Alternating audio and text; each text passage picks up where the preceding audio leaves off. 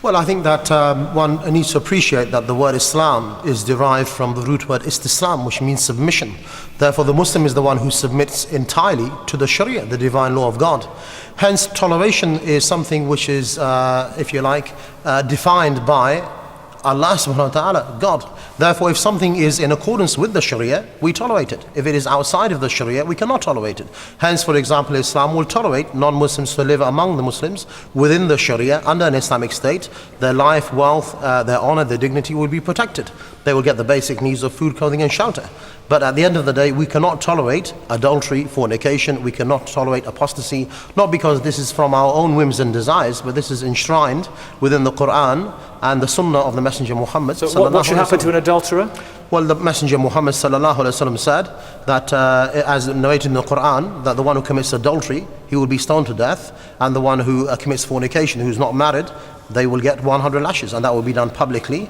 And for your information, if you look in the history of Islam, there were, for example, only about 60 reported rapes when the Sharia was implemented. There were only about 120 hands ever cut. So it is not only a harsh a punishment which is fitting, but it is also a great deterrent within society, and it will rid society of many of the ills that we have. I believe that Britain would never be better than when the Sharia has been implemented. Maajid Nawaz. Sorry, Anjem. First of all, your Arabic was wrong. The root word for Islam is not Istislam, it's Salima. I assume you don't speak Arabic. Correct. Secondly, it's not in the Quran that you have to stone to death. That's also wrong. I don't know where you learned Islam from, Anjem. It's probably from Umar Bakr Muhammad. But I'd just like to say that all religions... Is there stuff in the book? Is it in the Quran? All religions... Wait, 1 second, let's see what it says. I'd just like to say something here, that aside from his terrible Arabic, all religions are what their followers make them.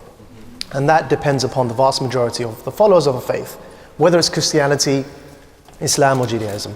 No one religion should be singled out to say that this particular religion is intolerant. In the medieval period, Pope Urban II launched the Crusades in the name of God. And today we have people like Anjem speaking the way he just did.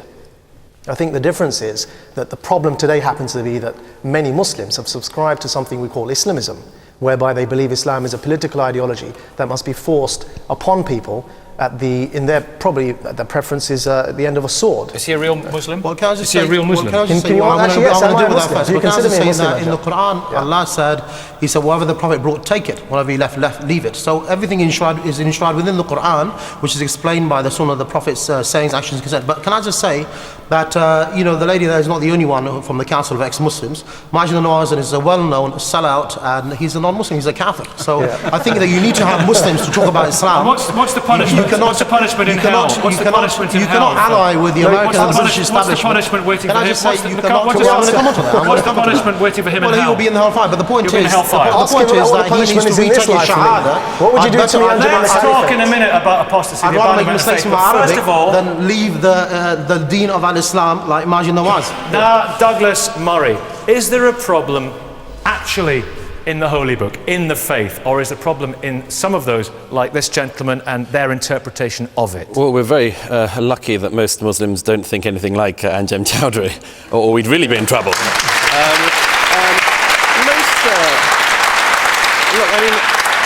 Most Muslims, both in Britain and across the world, are law-abiding, decent people for whom their faith is an important part of their lives. However, there is an awkward thing about Islam, which is that Islam's religion, its founder, was a more violent man than, for instance, the founder of Christianity. I'd give you an example. I mean, if Christ, I'm not a Christian, but I have no truck in this thing, but if Christ had been a warrior, had killed people he captured, Christianity's history would be even more violent than it has been. I'd give you one other example. When a woman is brought in adultery to Jesus, he says, he who's without sin casts the first stone. When Muhammad has a woman brought in adultery to him, he orders her to be stoned. This would be a very different outcome. Now, fortunately, as I say, there's no doubt about this, about the nature of Muhammad as a beginner of a religion.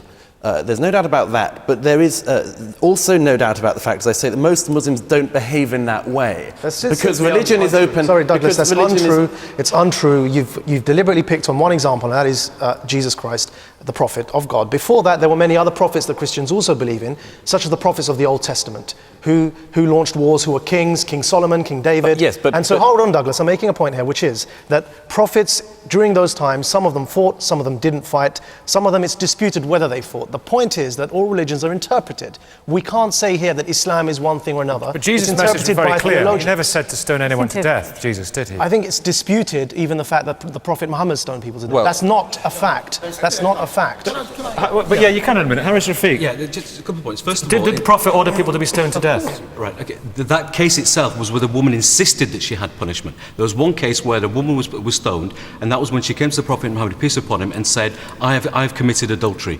The Prophet, peace upon him, turned his face away. She asked him again, I've committed adultery. Only when she asked the third time for a punishment was the punishment insisted on. That is the only Should he case. not have still said no? I beg your pardon? Should he not have still said no? No, she insisted that she be punished. But coming back to the original point, in terms of Sharia, first of all, there is nothing in the British law that actually prevents me from practicing my faith. So there's no need for Sharia law in this country. And secondly, there's nothing. And secondly, the other thing is there is no compulsion in Islam. In terms of Anjem classifying myself or Majid or anybody else as a non-Muslim, Sharia, then maybe we could call you a Muslim, can't we? Well, at the end of the day, there are three things that make up a Muslim: Islam and Iman, and from that we get the Sharia. There's the other thing that Anjem seems to be forgetting about, that is tasawwuf, the state of ihsan, being a better human being, worshipping your Lord as if you can see him, because even if you can't, he can see you. That's how you treat Nicky, your labours, the spirit of the law. Okay, what is the problem? Mariam, you abandoned your faith. Mariam, you're an ex-Muslim. Atheist now, but I think this question is wrong, and this is exactly the reason why. The problem is you can find intolerance in every religion, including in Islam, but the reason Islam is such a focus today is because it is the banner of a political movement, and that's where we need to put the finger on. Anjem Choudary represents that political movement that actually, it's not a question of, oh, he's an intolerant man, we can just ignore him. The problem is that this movement makes laws, it actually stones people to death in the 21st century, it hangs 16-year-olds for acts incompatible with chastity. It denies women the right to divorce, to child custody. It imposes sexual apartheid on millions of people. We have to make a distinction between Muslims. So it's not to do with Islam, it's to do with people like him. It is, it's the political Islamic movement, and actually the first victims and the first front of resistance against this movement are people who are either Muslims or being labelled as such. So he's the problem. The political Islamic movement is the problem.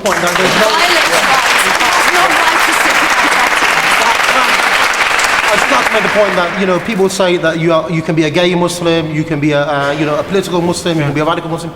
There's only something called a Muslim. The Muslim is the one who practices religion and he believes in Islam and he accepts all religion. The other thing I would say is it's very rich of Douglas Murray to talk about a religion being the Islamic religion being violent when he believes in the occupation of Palestine. He's the one who supported the American government in their campaign in Iraq and Afghanistan. So you are a very political animal, aren't you? The point is Islam has something to say about everything in our life, incling what people like Douglas Murray and the sellout Maajid Nawaz have to say. Okay, Anne Cryer, frankly, the image problem that Islam has with some people in this country, is he actually the problem?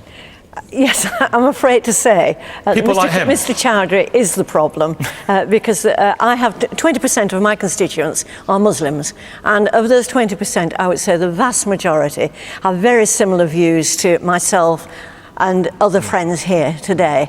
They are tolerant and they don't take the views of Mr. Choudary. Unfortunately, the ones with the biggest mouths in Keighley are the ones that get listened to, and I'm not even saying that they are like Mr. Choudary, but they do have fairly intolerant views of other people. But we see these surveys and people thinking, and a disturbing amount of people saying they would justify violent action if it were but Douglas Murray, there are some disturbing young people being far more radical. Disturbing surveys about 7/7 and 9/11 come out, don't they? Absolutely, and the younger they go in this country at the moment, the more likely they are to be radical. This is the problem, and the previous speaker was absolutely right about this, that the politicised version of Islam is the real problem at the moment. Most faiths take a long time to sort of work themselves out, to be interpreted, for people to drop verses that aren't any good. Christianity and Judaism many centuries ago got through this process of dropping the wicked and the violent verses. Islam has to do that now, and it has to do it fast. But isn't that compromising your religion, editing it for the times in which you live? Isn't that let's see what people think